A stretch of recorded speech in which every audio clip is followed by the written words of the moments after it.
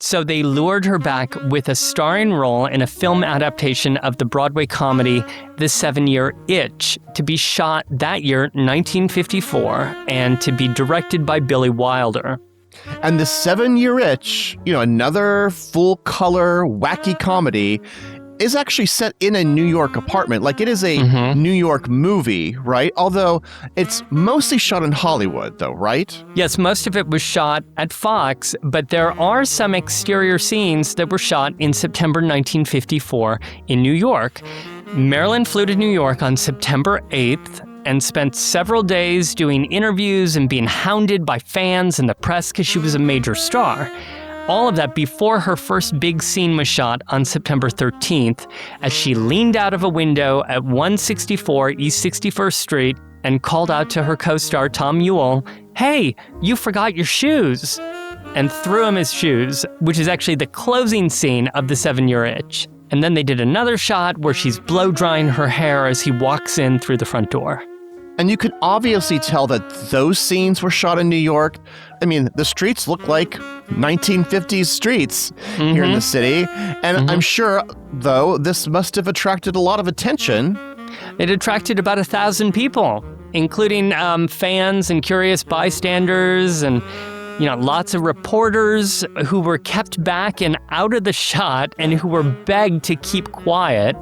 So next time you watch that scene, just imagine that there are somehow like 1,000 people just outside of the camera shot. Total chaos. If you think your commute is bad, imagine having to walk through this. Well, that was simple compared to the shoot that took place 2 nights later from 1 to 4 a.m. on the early morning of September 15th, when Billy Wilder attempted to shoot Marilyn and Tom Ewell outside the Trans-Lux Theatre on Lexington Avenue near 52nd Street. And this, I believe, you're setting us up for one of the most iconic scenes in movie history, right? That white dress over the subway grate scene. Just imagine thousands of people, including hundreds of amateur and also professional photographers, who were gathered around Lexington and 52nd Street in the middle of a chilly September night.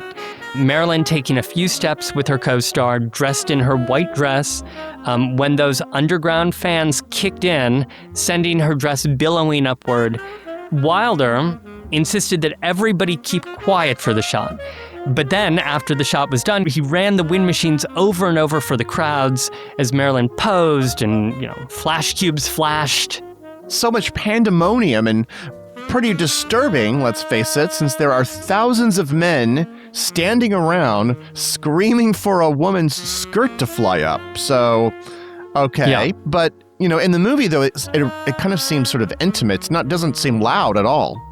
Well, because he reshot the entire thing back at the studio in California.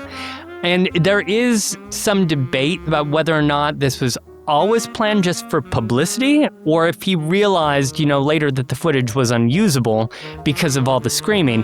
But we do know that the Fox publicity team was really keeping the press constantly informed about Marilyn's whereabouts and the filming schedule, and, the news really spread quickly. It kind of seems like a modern viral publicity strategy, I mean, imagine how quickly the news would have spread on Instagram today.